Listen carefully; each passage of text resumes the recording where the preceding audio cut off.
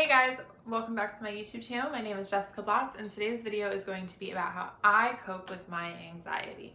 So I know that anxiety is a very personal thing for everybody. I am a strong believer that anxiety has been felt by every single person. It's just the extent to which you feel it.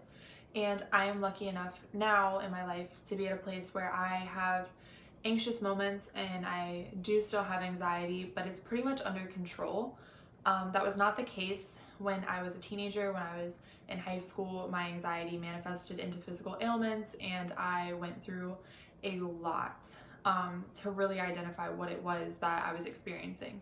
So I have a list of methods that I've used and that I continue to use to cope with my anxiety. This is not a one-size-fits-all. I know that everybody is different. Everybody has different triggers. Everybody needs different things.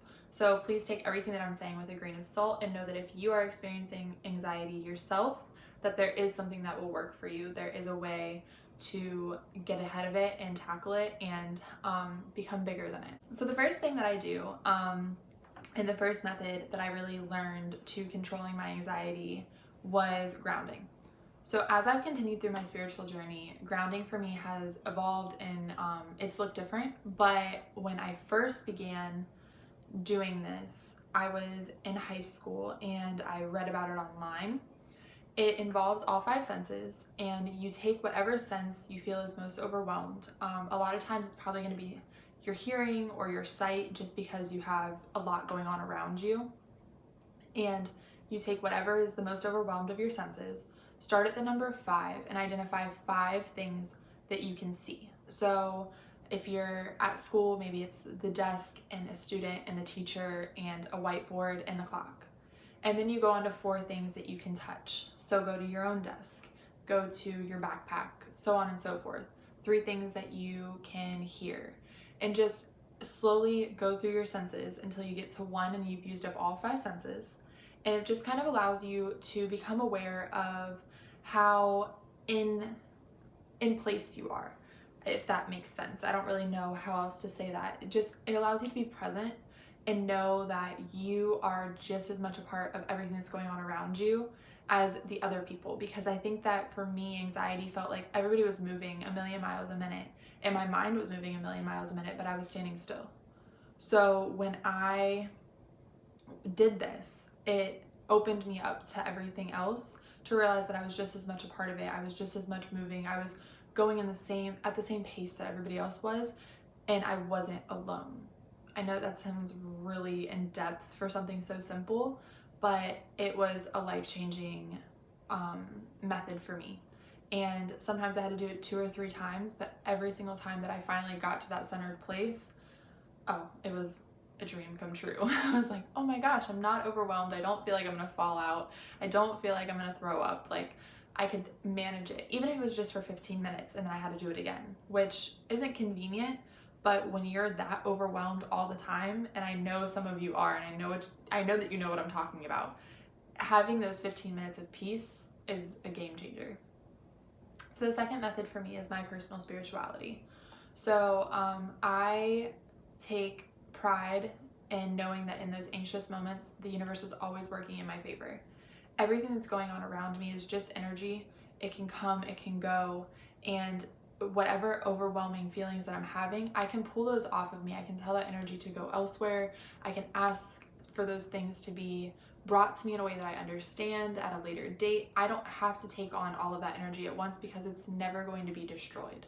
So when I'm feeling really overwhelmed and I feel like things are just slapping me left and right and I just can't get a grip and slow down, I just ask the universe to let me be for a moment and to stop these energies and just allow them to come to me at a later date. So another one for me is good, healthy foods. So I know that food can be very triggering for a lot of people, and food actually triggers anxiety for a lot of people. So if that is the case, I want you to know that I am aware of that, and I am in no way trying to be insensitive to that matter. But for me personally, doing something like, say, preparing avocados and tomatoes, or avocado toast, or going out somewhere that I know, like Fresh Kitchen, that I know has healthy food for me to eat, something that I know is going to nourish my body, and putting it into my system, that releases a lot of anxieties for me. when I'm anxious, I can forget to eat and I can get just overwhelmed to the point where food isn't on my mind. So when I stop and I remind myself to eat and I remind myself to take care of my body, that allows me to feel a sense of accomplishment and pride that I'm taking care of myself. And that really helps relinquish some of those anxieties in the moment. Another one for me is a warm and comforting beverage. So living in Florida, you get the holiday season and that's kind of it for your winter. Like from Thanksgiving to, okay, Halloween-ish to Christmas is our winter, and then it's done. Like after that, sorry, you're out of luck. Like we get fall, winter up until Thanksgiving, and then it's straight into winter season until Christmas is over, and then forget about it. We're back to 80-degree days and bipolar weather and rain. So for me, a warm beverage is something that gives me that holiday feeling. It's, you know, something that I've associated with winter and with those feelings of holiday and comfort. And whenever I'm feeling overwhelmed and anxious, I try to make myself either a coffee or a tea. Anybody who knows me knows that I'm absolutely obsessed with coffee, and lately with the UC it's been difficult for me because I can't just, you know, make a regular cup of coffee at home. It's oat milk and not really as good. So if I am really feeling it, I'll go out and get a cup of coffee and sit and just be with myself. And a lot of times while I'm drinking a warm beverage, like it just again goes hand in hand. A warm beverage, why do I keep saying it like that? A warm drink? I don't know. Anyways, if I'm drinking tea or coffee, I'll journal alongside it. That's been a really big one for me lately too, is just kind of taking that time to get into that place of gratitude that you have during the holiday season and those feelings and those emotions, and then transfer that onto paper and write out my gratitude and write out what I'm feeling and where my anxieties are stemming from. And it allows me to kind of minimize and realize that while everything that I'm feeling is valid, it's very small in the grand scheme of my life. And that's like, those two things have gone hand in hand for me. So that's kind of like a 2-punch. So another thing that I've adopted that I haven't always done is talking to loved ones when I'm anxious and overwhelmed. So like I said, I was really anxious all throughout high school, and I had some really bad episodes, and it was a really ugly situation. So being where I'm at now, where I'm able to talk to my loved ones and talk to the people that I trust when I'm going through it, is really big for me. It's a big lesson in vulnerability. And for me, I think that it shows a really big sign of growth, that when I'm feeling those things, I can take the time to say, okay, listen, I feel anxious and this is what I'm struggling with.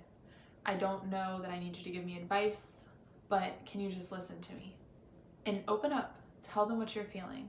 And sometimes people do offer advice, sometimes they don't. Be open and honest about what you need and what you want from them, and 9 times out of 10, they will comply.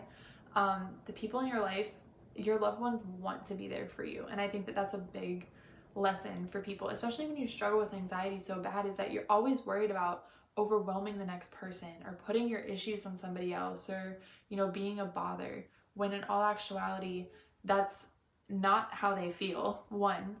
And 2, that's not your worry. Like, you deserve to be heard, you deserve to be listened to, and everything that you're going through is valid, and you should have somewhere that you can talk about those feelings openly. If you don't have trusted loved ones in your life, or you don't have anybody that you trust and you feel is, you know, going to be what you need them to be, talk to a therapist. Talk about your anxieties with somebody somewhere. Find an online forum, vent it out on, you know, an anonymous platform, or write it all out in your journal as if you're talking to somebody else. But get what you're feeling out, because the longer that you keep it in, the more it'll manifest into drama and heartbreak and physical ailments and a million other things that those anxieties being bottled up manifest into. All right, so nature. Nature is probably one of my favorite ways to deal with my anxiety. When I am really just feeling overwhelmed and like I cannot get a grip on anything, I go outside. I go to the pier and I listen to the water. I go to the beach. I go for a walk. I step outside on my front porch and look at trees. Like, I kid you not, just being outside gives me so much peace. I think that for me personally, it connects me to something bigger than myself. So I feel I'm able to remember how insignificant the anxieties that are running my life are in comparison to everything that's out there, if that makes sense. Because I'm such an environmental nerd, you know, I get really emotional about what's happening in our world and what's happening to our oceans and to our forests and whatever. So seeing any type of nature like allows me to realize that there are bigger things going on, and that while my feelings are valid and what I'm going through is valid, I also need to remember that my purpose and what I'm fighting for in life is so much bigger than just allowing myself to be holed up in bed all day because I'm overwhelmed by the idea of going outside. I can do it. I'm capable. It gives me like a strength that I, didn't know I had. So tackling a mundane task. For a lot of people, I know that anxiety means that even doing the little things are overwhelming and hard and difficult, if not impossible, and you feel like doing the dishes is just going to be your breaking point that day. And I get that and I respect that. For me personally, I understand that feeling of wanting to lay in bed and the idea of doing anything just being completely unbearable. But typically if I get up, if I just make my bed, if I do the dishes or, put a load of clothes away, whatever it is, I'm not saying you have to clean the house from top to bottom, but just doing something that's routine and that adds a sense of normalcy to my life. By getting up and tackling it, it gives me the confidence to go on and tackle other things in my day and realize that I'm capable of operating in society for that day. And that's, some days it is just getting up and making your bed. And if you sit on the couch for the rest of the day and watch TV, it is what it is. But at least doing one thing for me normally starts the ball rolling to where my anxieties do fade away throughout the day because I'm doing one thing to the next, to the next, to the next. And not in a masking way, not in an unhealthy way, but just in a way that allows me to realize that I'm capable. So if you're a goal-oriented person and an achievement-oriented person, this is probably something that would work for you, I would assume, because I know that it works for me. Listening to music is probably the easiest way for me to kind of forget my anxieties. I listen to music from the time that I wake up until I go to bed, honestly, if in every situation that I can. So to put on something that just powers me up and makes me feel confident, it makes me feel excited about my day, it makes me, just whatever it is, by doing that, I normally can change my anxiety I can take my anxiety from like 100 to like, I don't want to say 30. I was going to say 0, but I don't know about that. But I'm typically able to really slow it down and just, get out of my head a little bit.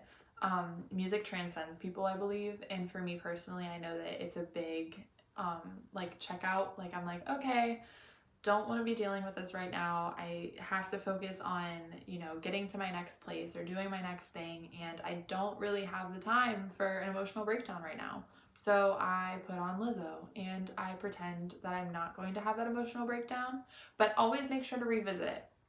Don't just pretend that you're not going to have it and then wait 4 weeks until you do have it and it's really bad. So that's my little tip. You're allowed to check out and you're allowed to prioritize and change, the time of when things happen, but don't neglect those emotions. Make sure that you revisit them, make sure that you, look at them and evaluate them, but allow yourself to just kind of be free and not care about, being so perfect in that moment. Listen to music, dance, sing out loud, act a fool. It'll make you feel better. A nap. Sometimes anxiety just takes over. And when that happens, sometimes I allow myself to sleep. I can't say that I always can, because anxiety is one of those things that keeps me up at night. Like, I am dealing with insomnia right now, and I'm pretty sure that a good chunk of it's from anxiety, so it's not always that easy to just fall asleep. But if I can, I will. I will take a nap. I will be like, okay, This is really overwhelming. It's exhausting. And I know that if you have anxiety, you know how tiring it can be. And sometimes your body just needs to rest, and your body needs to, time to recollect and just revamp itself. So take that time, take a nap, and allow yourself to wake up re-energized, and then decide how you're going to tackle that anxiety from the inside out. But listen to your body and your brain and your mental state and what it needs, and honor that. So last but not least, I will read a book sometimes if I'm feeling very anxious. I think, again, books are a really good way to transcend where you are and just kind of step out of reality for a while. Whether it's a self-help book or it's, a fiction novel of some sort, just reading, for me, it takes me out of my own head and into the head of the author, and just allows me to not think about everything that's weighing on me for however long I choose to read that book.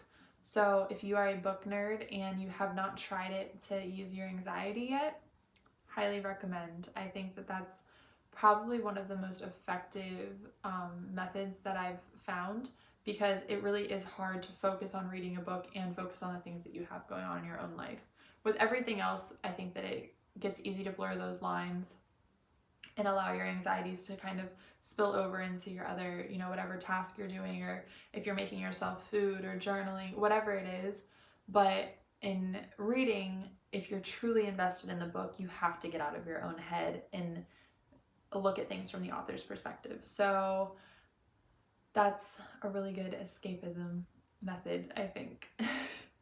So I hope that you guys enjoyed this video. I know that I talked a lot about different methods and different ways that I tackle anxiety. Every day is different. Every attack is different. Every person is different. So I think that it's important to note that, while some of my methods seem counterproductive, seem contradictory, it all really just depends on the day. It depends on what I'm feeling and really tuning into myself and what it is that I need.